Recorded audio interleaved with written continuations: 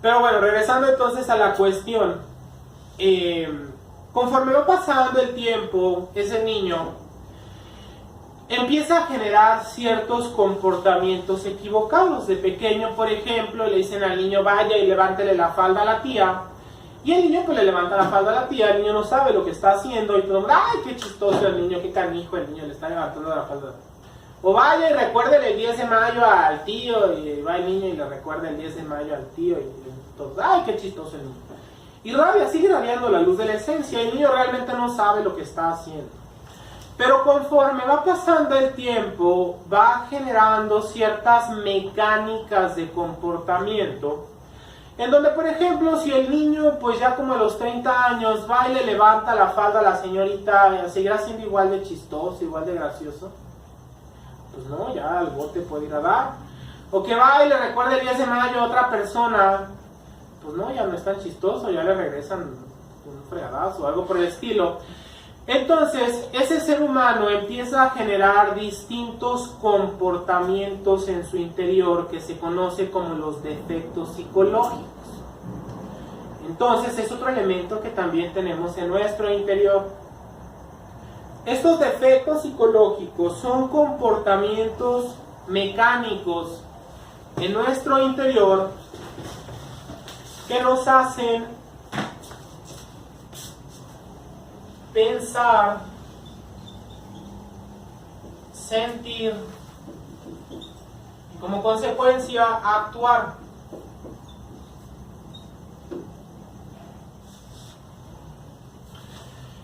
Y cualquiera diría, bueno, pues los quito, pues sí, sería muy bueno, de hecho sería el objetivo, quitarlos, pero resulta que estos comportamientos se van fortaleciendo tanto en el ser humano, se van repitiendo tantas veces en el ser humano, y al no tener una educación de observar esos defectos, incluso desde pequeños, esos comportamientos se van arraigando en el comportamiento del ser humano. Y se generan de manera inconsciente, como mecánicas que se van repitiendo inconscientemente. Entonces, por ejemplo, en el caso de los caballeros, por lo general, ¿qué pasaría si va pasando una dama en minifalda? ¿Cómo se comportan los caballeros? Y pasa otra, y otra, y puede tener 99 años o más, y ya difícilmente mover el cuello, pero todavía le hace la lucha, quiere mover, quiere seguirle el cuello. ¿Y ustedes creen que ese ser humano se dé cuenta que ese es un comportamiento de lujuria, es una mecánica de lujuria? ¿Ustedes creen que ese ser humano se dé cuenta de esa mecánica de comportamiento? No. Puede estar a un lado de la pareja, de la esposa, de la novia, y de todos modos como que todavía se sigue repitiendo esa mecánica, porque es una mecánica inconsciente que tenemos guardada en nuestro interior, que en este caso sería un defecto, obviamente, lujuria. Y cualquiera diría, ay, bueno, pues lo quito. Pues no, para empezar ni siquiera consideramos que estemos equivocados. Hasta justificaríamos nuestro comportamiento. Si alguien te ve y te dice, ay, ya bájale a tu lujuria, ¿qué dirían? No, pues es que no estás viendo, es que es la belleza, es que es una dama, es que observa. Pues no, sencillamente está repitiendo una mecánica de comportamiento en su interior y ya no la puede controlar. Aunque él quisiera controlarla, no la puede controlar. Por mencionar una muy obvia, otra también, mecánicas, reacciones de ira.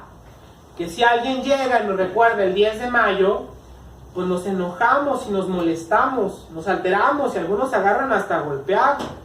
¿Y ustedes creen que realmente estamos resolviendo algo con esa mecánica? No. Si le hablamos a nuestra madrecita, muy probablemente esté en las mismas condiciones que antes de que nos recordaran el 10 de mayo.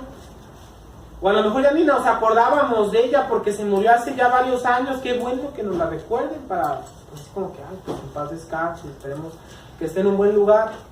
Pero no, nos enojamos, nos alteramos. Y justificaríamos ese comportamiento, digamos, pues es que me está faltando al respeto. ¿Cuál respeto? Para empezar, te está acordando a tu madre, a ti no te está diciendo nada.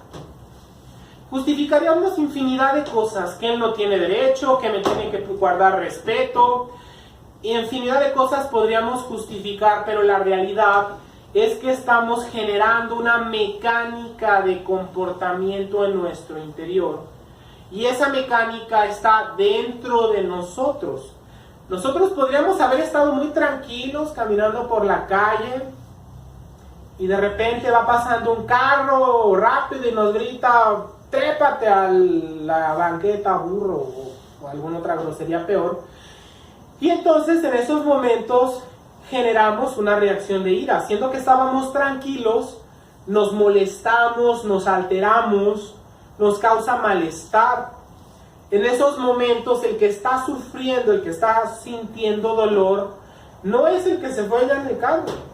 Somos nosotros los que sentimos ese malestar en nuestro interior. ¿Por qué? Porque tenemos esa mecánica de ira en nuestro interior. Y cada que reaccionamos con esas mecánicas de comportamiento, estamos perdiendo valores energéticos. Hay gente que después de enojarse mucho, al rato hasta la cabeza le duele. Porque está la pérdida de valores energéticos que generamos una reacción más fuerte en nuestro cuerpo físico. Entonces, ¿de dónde estaremos perdiendo valores energéticos? De nuestro cuerpo vital. Del cuerpo vital es el que estamos perdiendo valores energéticos. Y cualquiera diría: ay, bueno, pues un coraje, no pasa nada. Pues sí, pero es un coraje en la mañana, un coraje después, otro coraje en la tarde, otro coraje de otro poquito, otro coraje en la noche, otro coraje antes de irse a dormir. A eso súmele los 365 días del año, los últimos 30 años, pues entonces como que ahora sí ya le va pesando al cuerpo vital. Si bien el cuerpo vital va regenerando valores energéticos, que estaremos hablando también de eso, pero ya entonces pues entenderemos por qué después de 30 años haciendo corajes, pues entonces ya no funciona el hígado, ya no funciona bien el páncreas. Los valores de tipo emocional vibran y trabajan más o menos a esta altura. Entonces gente que es muy emocional, por lo regular, tarde o temprano empiezan a fallar los órganos que están a esta altura. Por eso gente emocional, por lo regular, tarde o temprano, padece enfermedades como diabetes o enfermedades relacionadas al aparato digestivo, porque estamos perdiendo valores a esta altura. Otros son los valores de tipo intelectual. Esos los gastamos en exceso generando pensamientos. Hay gente que no tiene un rato de paz en su interior, apenas si está pensando una cosa y luego está pensando otra y otra y otra y otra, y todo el tiempo está pensando algo distinto. Y lo peor del caso es que ni siquiera nos acordamos de todo lo que estuvieron pensando. Cualquiera dirá: es que estoy resolviendo cosas. No, ni siquiera nos acordamos de todo lo que estuvimos pensando. ¿Qué estamos haciendo? Perdiendo valores del centro intelectual. Entonces, después de 30 años, pues que no nos extrañe que ya no nos acordamos de las cosas.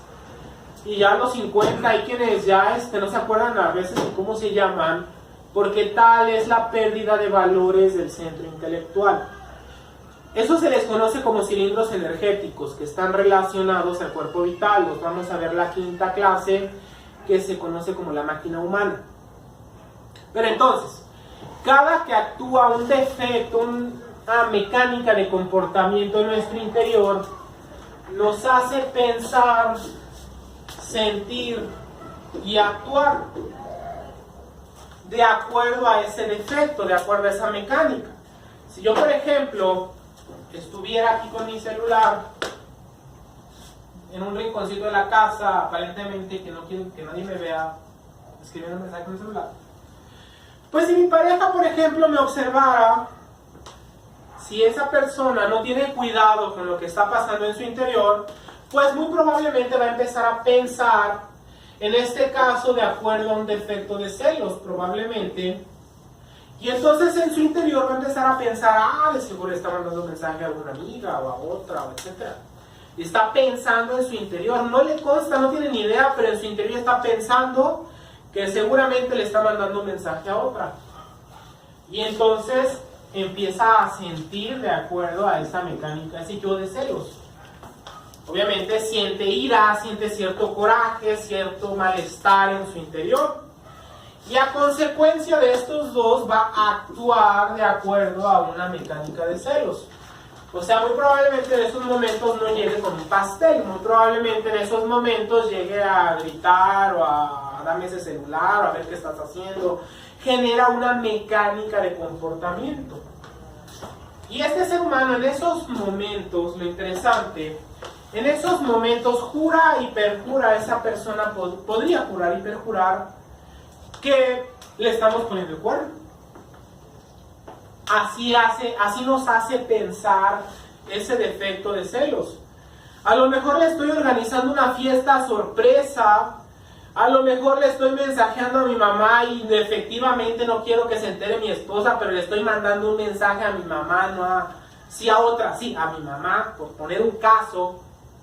O en fin, a quien sea que le podemos estar mandando un mensaje, pero ese defecto de celos ya nos hizo pensar, sentir y actuar y hacer un escándalo y hacemos, dicen por ahí, de una pulga un caballo, de una gota de agua, hacemos una marejada impresionante si no tenemos control de esos defectos que cargamos en nuestro interior. Todas las culturas del mundo hablan de manera distinta de esos defectos psicológicos, pero todas los hablan. Algunas culturas los conocían como los demonios rojos de Set. Otras culturas los conocían como los 400 surianos, los mayas del sur, indicando que venían de regiones inferiores. Otros, la cultura que se nos enseñó, hablaban como legión. Hay un cierto pasaje en donde Jesús encuentra un poseso y Jesús le dice, ¿quién eres? Y aquel le dice, soy legión, indicando que una legión de defectos, de elementos en nuestro interior. Algunos otros lo representaban como la medusa, con aquellas serpientes y la capacidad de hipnotizar y convertir en piedra a todo aquel que veía, indicando que aquellos defectos tienen la capacidad de hipnotizar la conciencia del ser humano y de atraparla. Entonces, en vez de que se exprese esa esencia, esa conciencia en el ser humano, por lo regular se expresan distintos defectos psicológicos en el ser humano. Los tibetanos los llamaban también los defectos psicológicos o los defectos de carácter. Insisto, todas las culturas del mundo hablan de aquellos elementos, porque en el fondo esos elementos son los que atrapan nuestra conciencia.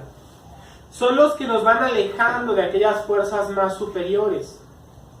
Son los que nos impiden hacer ese religar. Entonces ya en vez de estar en felicidad, en tranquilidad, relajados, en equilibrio, contentos, por así decirlo, no, ya somos una serie de preocupaciones, una serie de corajes, una serie de desesperaciones, de celos, pues de lujuria también, de gula, orgullo, pereza, y entonces ahí cabrían los 7 defectos capitales. Y no es que nada más tengamos 7. Cuando se habla de los defectos capitales, indica que tenemos un montón de defectos de cada uno de esos defectos capitales. Se les conoce como cabeza de legión, que estaremos también hablando más adelante. Esto quiere decir, por ejemplo, que no tenemos un solo yo de la ira o defecto de la ira, sino tenemos distintas mecánicas de ira que estaremos detallando. Pero entonces, cada que actúa un defecto en nosotros, estamos perdiendo valores energéticos, estamos atrapando más nuestra conciencia y en el fondo estamos generando una mecánica más fuerte de comportamiento, en donde si se atrapó nuestra conciencia, reaccionamos con ira, pues muy probablemente al rato vamos a volver a reaccionar con ira, y al rato nuevamente, y al rato nuevamente. Se le conoce como ley de recurrencia. Esta ley indica que todo nuestro comportamiento es repetitivo. O sea, lo que hicimos hoy, muy probablemente lo vamos a repetir, no solo mañana, al rato, y más adelante, y efectivamente el día de mañana. Y al que sigue, y al que sigue, y al que sigue. Es una ley, se le conoce como la ley de recurrencia. ¿Cómo romper esa recurrencia? A través de la conciencia. La conciencia o esencia es el elemento que nos permite ver nuestro interior. Es el elemento que nos permite ver nuestros defectos, cómo se procesan en nuestro interior. Si aprendiéramos a despertar nuestra conciencia en el momento en el que ese yo de celos nos quiere hacer pensar, primero que nada, observaríamos esa mecánica en nuestro interior y aprenderíamos a pararla, a parar esa mecánica. No permitiríamos que nos haga sentir, menos que nos haga actuar. Comprenderíamos ese defecto en nuestro interior. Nos daríamos cuenta que no somos inocentes palomas, que tenemos un montón de defectos en nuestro interior. Y cada que actúa ese defecto en nuestro interior, obviamente no solo nos dañamos nosotros mismos, sino que también dañamos a los que nos rodean. Y por eso es que consciente o inconscientemente llenamos este mundo pues de más dolor y de más sufrimiento, porque actuamos de acuerdo a los defectos que tenemos en nuestro interior. Actuamos de acuerdo a nuestros defectos de celos, de ira, de lujuria, de orgullo, de amor propio, etcétera, etcétera, etcétera, inconscientemente. Inconscientemente entonces dañamos a los demás. Y cabe decir, por cierto, que ese daño que le ocasionemos a los demás tarde o temprano hay que pagarlo. Y ahí es donde entraría otra ley, que es la ley de la balanza o el karma y dharma, por cierto. Si dañamos a los demás, aunque sea inconscientemente, pues tarde o temprano ese dolor va a regresar a nosotros como sufrimiento. Por eso les decía, cada quien tiene lo que merece, para bien o para mal. Algunos cuando menciono esa frase dicen, ay, que con razón me va tan bien. Y otros dicen, ay, con razón me va tan mal. Bueno, pues de acuerdo a la vida que tenemos, es por causa y efecto. Pero entonces, regresando a la cuestión, si aprendemos a observar aquellas mecánicas de comportamiento de nuestro interior, entonces no solo no vamos a permitir perder valores energéticos, también no vamos a dañar a los demás. Y cuando uno empieza a darse cuenta, por ejemplo, que tiene ira en su interior, por un lado ya no se considera una blanca paloma, se sabe que es un ser humano con un montón de comportamientos de ira. Y no porque alguien más le diga o le cuente o le chismee, sino porque nos consta, porque la hemos visto la ira en nuestro interior. Y les decía, no lo vemos con los 5 sentidos, lo podemos observar con la conciencia, con la esencia. Por eso en muchas culturas se plasmaba aquella esencia como un ojo. Se relaciona mucho con el ojo de Horus, precisamente, porque es esa capacidad de observar nuestro interior. Y se relaciona con un ojo. Que algunos ya han salido, que los Illuminati, cosas por el estilo. No, igual, gente igual de engañada, igual de perdida. Ese ojo representaba entonces esa capacidad de iluminar y observar nuestro interior. Entonces ya no nos consideraríamos, insisto, blancas palomas, sino que sabríamos que tenemos bastante ira en nuestro interior. Y cuando un ser humano se hace consciente que carga defectos en su interior, aprende a comprender a los demás y aprende a sentir amor por los demás, porque entonces también le consta que los demás tienen un montón de defectos también en su interior. Entonces, si un ser humano se da cuenta que carga bastantes defectos en su interior, ¿qué podríamos esperar del comportamiento de los demás? Que nos traten bien, que nos quieran mucho, que nos hablen con respeto, con tranquilidad, con palabras de amor. Si nosotros no podemos dar eso a los demás, pues los demás tampoco, porque también estamos igual de atrapados que los demás. Entonces, buscaríamos ayudar a los demás, sentiríamos amor por los demás, porque nos daríamos cuenta que los demás están igual de atrapados que nosotros.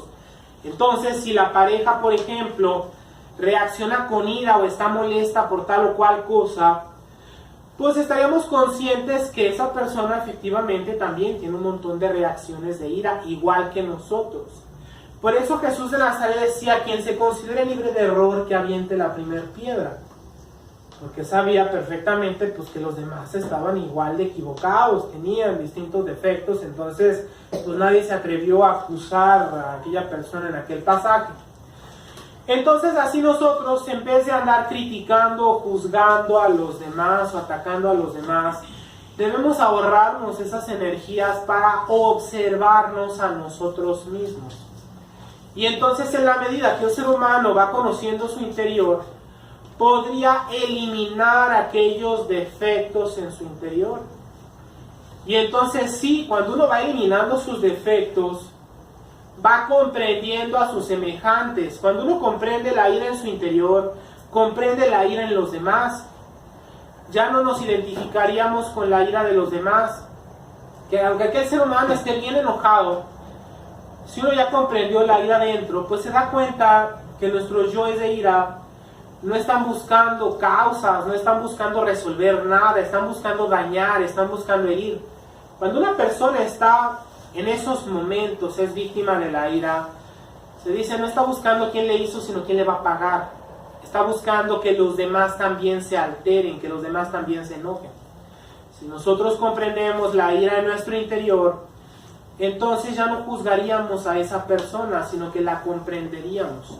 Comprenderíamos sus yoes de ira, comprenderíamos lo que carga. Entonces, más que molestarnos o buscarla dañar, sentiríamos amor por ese ser humano porque nos daríamos cuenta que está sufriendo, que su conciencia está tan atrapada como la nuestra, y entonces, insisto, buscaríamos ayudar a los demás, no dañar a los demás.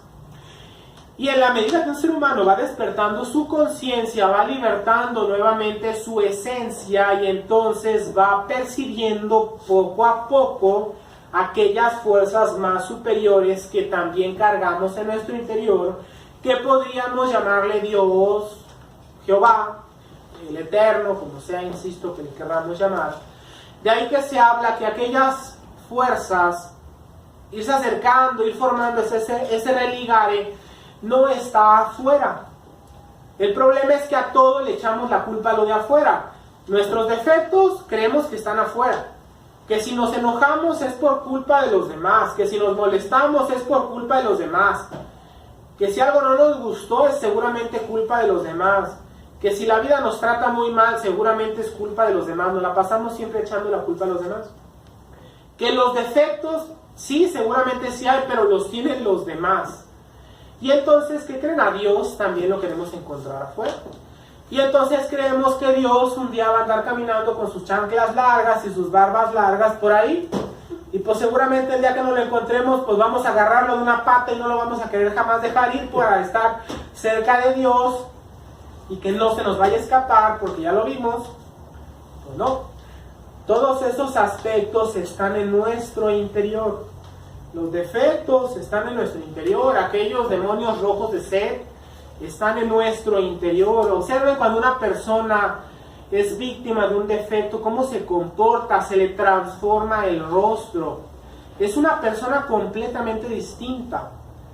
Ahorita te puede estar hablando de amor y de paz y de que todos nos amemos, pero si no controla su ira, al rato está gritando y echando fuego y viendo a ver quién se las va a pagar. Y al rato que se le pase ya otra vez, ay, perdón, es que me agarraste en mis 5 minutos. Pues no son sus 5 minutos, son como sus 24 horas.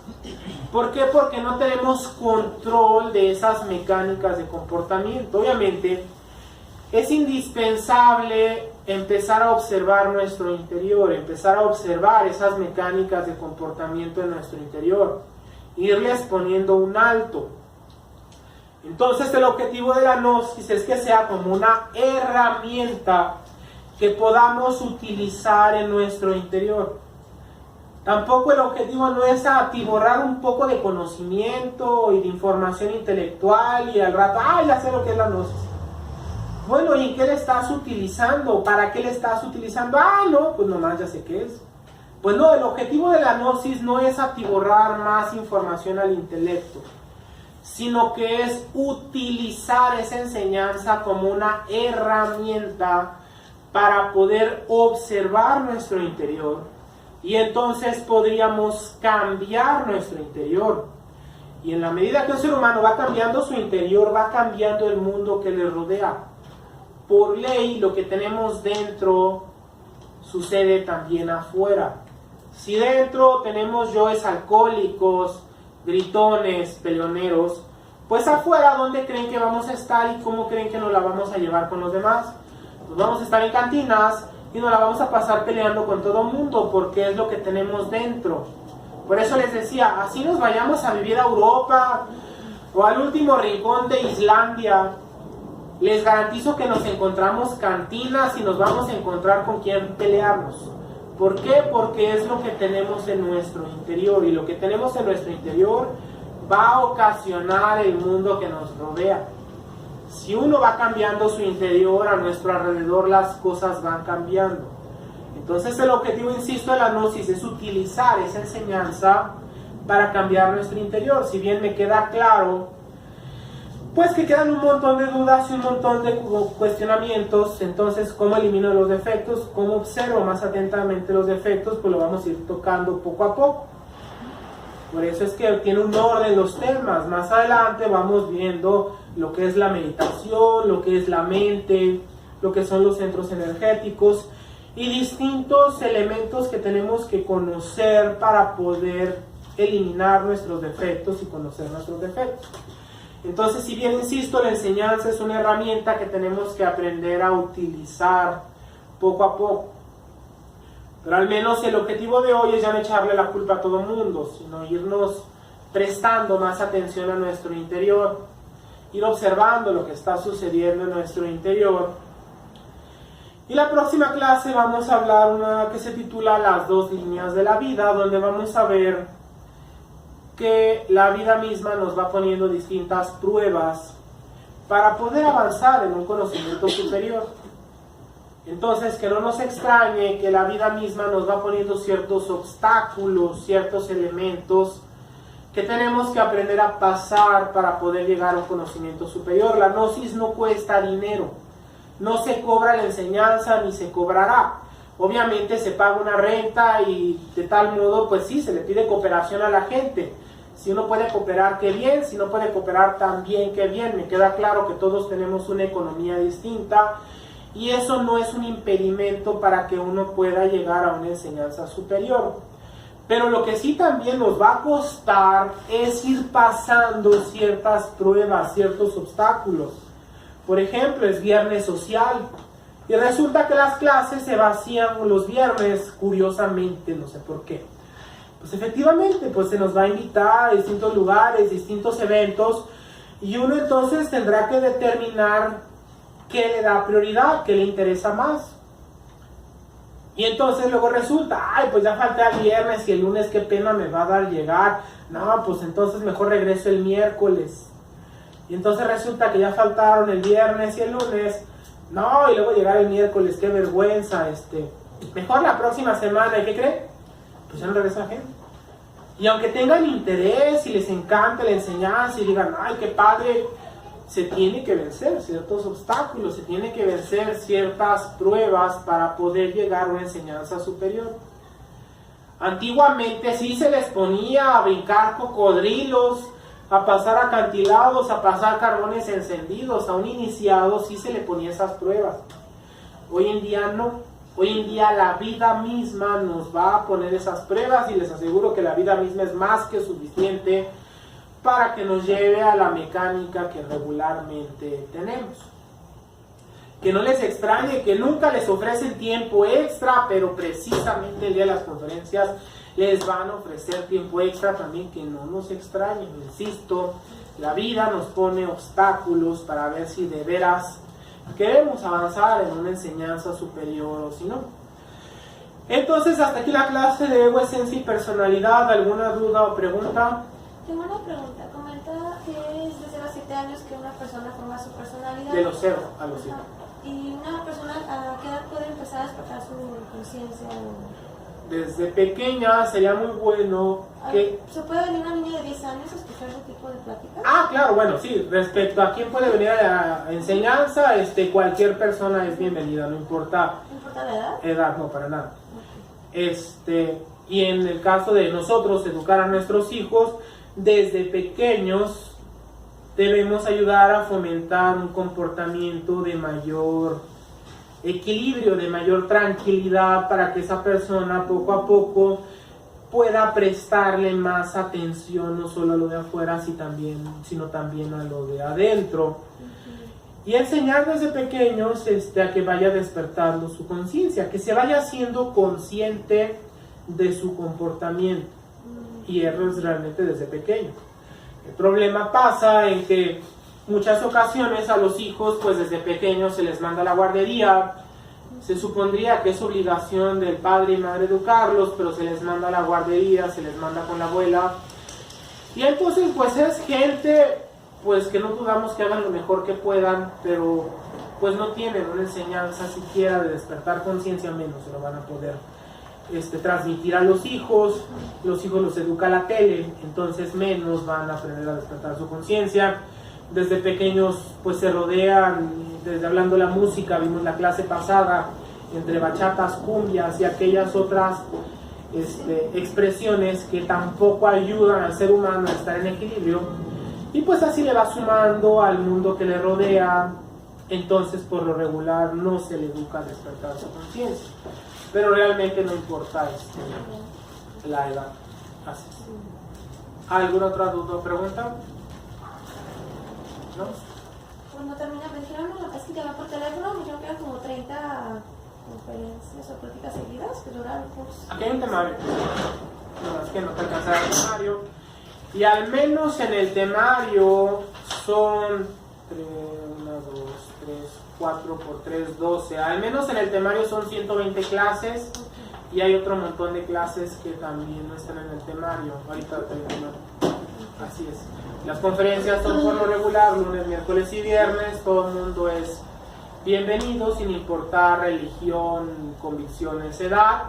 Por lo regular es más recomendable, les decía, que si alguien va a llegar como a las conferencias y no tienen idea, lleguen dentro de las primeras 12 clases, porque ya después pues empezamos a ahondar muchos temas en donde pues me van a empezar a preguntar lo que vimos en las primeras.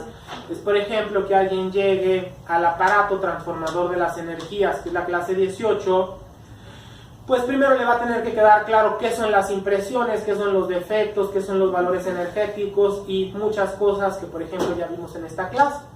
Si llega en la clase 18 pues no va a tener ni idea y no permite avanzar en el tema. Pero realmente todo el mundo es bienvenido. Así es. ¿Alguna otra pregunta? No, bueno. Entonces hasta aquí le dejamos. Nos vemos el viernes social.